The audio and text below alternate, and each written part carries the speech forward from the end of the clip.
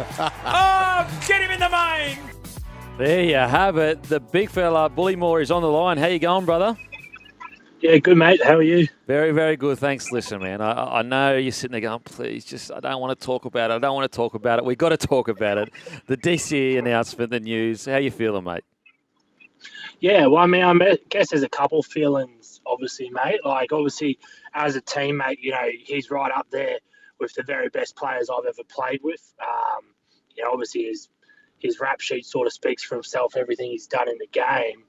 And on that, I think, mate, to be honest, I think he's earned the right to do whatever he feels is best for him and his family. And I think that's what we've seen. Like, obviously, the club, it's extremely disappointing to lose someone of his caliber. But I think if you look at everything he's given the club, from years of servitude to games, to putting his body on the line, to captaining, leadership, community work, winning a comp, I think he definitely has earned that right to be able to make, whatever decision he deems is best for himself and his family. So, like I said, everyone in and around the club is obviously going to be sad to see him walk away, but we also want what's best for him. And mate, for yourself, obviously you're always motivated every single week, but I know for me personally, let's say for example, when I was playing, Lockyer was retiring, it would give me that extra fire to go, whatever I can do to send him out the best way possible, I'm going to do it that year. Do you have that fire in you to try to do what you can to send DC out as well as possible? Yeah, I think so, mate. I think definitely. Like you said, he's a legend of the game. And a lot of us boys, particularly the younger boys, obviously grew up watching him or idolising him to some degree. So I think everyone definitely is really bought into the idea of galvanising around that. And, we know we've got a great team and some great leaders in that team, including Sherry, right? So I think we've all definitely bought into the idea of, look, let's make this year, one of the best years the club's had in a long time and try to go all the way. And, mate, for yourself, it's been, 3 or 4 years at Manly now? Yeah, this will be my 4th year. So 4 years. How you enjoy, obviously come down from the Bronx, how are you enjoying it? Mate, it's been really good, right? I obviously was a Broncos junior. I came through that system. I grew up supporting the club. Brisbane, was in a way a home to me. I ended up going to boarding school there, so I was pretty familiar with that, part of the world and that club. And probably at that time and that point in my career when I left, I just felt like I needed a bit of a change, get out of my comfort zone a bit. And I definitely think in hindsight, it's it was the right move and it was the right decision for me personally. And man, I've loved it down here. We've got a great team. It's been a good learning curve. I've got to meet and play with some great people, and really enjoying it. And for your own personal development as a player, the game has really swung in the direction of the type of player you are. Fast through the middle, good leg speed, not necessarily, 6'5", huge front rower, but, you're suiting the modern game. Are you really enjoying the pace increase of the game? Yeah, well, it's obviously been the way the NRL have been pushing the game over the last couple of years, and I think everyone's had to adapt, right, with these changes. And for me, I've always, tried to focus on what my strengths are, and what I can bring to any game. And, the rules are the rules. We can't really impact the rules at the end of the day. But, I definitely think what you said is fair. That's kind of what I've always based my game on, is around, using my leg speed and bringing maybe a little bit of a different weapons, to the middle of the field than some other players have. So, enjoying it, mate. And what's it like being under Seeds? Because he's a coach that really does lean heavily into, the modern kind of coaching with, numbers and science. I know it sounds really reductive to say, but he's a new age coach. What's it like being underneath Seeds? Yeah, well, I've done, quite a fair bit of time under Seeds. He debuted me in Brisbane.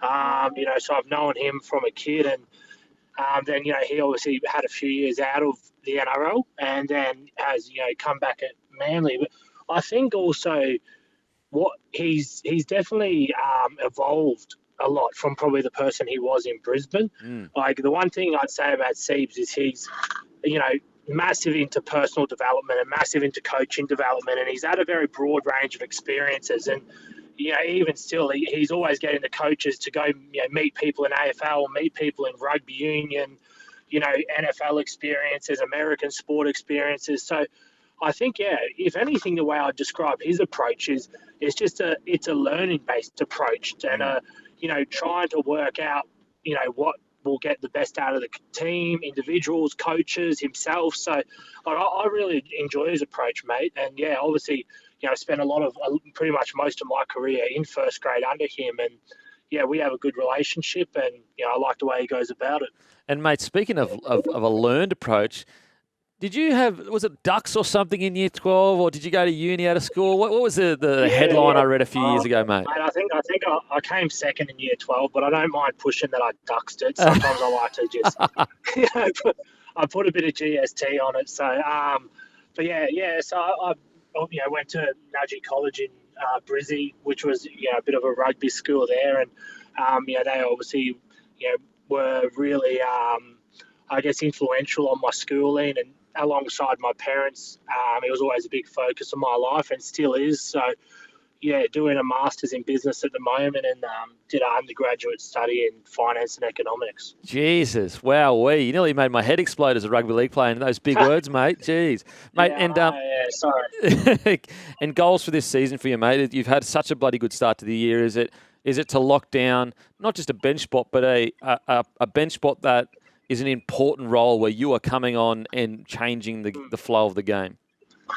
Yeah, I definitely think so. And obviously, every player has starting aspirations as well. I think for me in the role I play within the team, I got most of my career I played off the bench and try to bring that impact middle forward role, which I think I can do a good job of. But in saying that, you obviously always want to eventually keep pushing and have aspirations to start. And then I think an overarching goal of mine, which being a Queenslander, has always been to represent my state. And whether that comes now or in the years to come, I'm not sure. But I think that's something that's always been a huge driving factor for me as well. So I'd say they're the two primary ones. Bring my best for the team and shoot for further honours. And mate, just before we let you go, Fletch, he's up next. He loves cash. Like, honestly, I've never met a man that loves cash as much as him. Have you got any stock tips for Fletch? Any stocks that are going up? Stock tips. Yeah, it's tough. It's a tough market at the moment. I'm not sure how closely Fletch has been following it, but markets have been pretty tumultuous. I think, what do I want to say here? Aussie companies are reporting US dollars. So I think that's the thematic a lot of people are pushing at the moment with everything going over in the US and with Trump and whatnot. Companies that reporting US dollars so they convert their money back to Aussie, they're a good buy at the moment. Okay, there you go. Do your own research on that. Do your own research. He will not be held accountable for anything. Mate, thanks so much for joining us. Really appreciate it, mate. No worries, mate. Thank you. There we go. The great Ethan Bullemor. Great chat. And I tell you what, in the modern era of rugby league, if he continues to improve the way he is, who says he can't be in a Maroons jersey in a couple of years? Very, very explosive through the middle.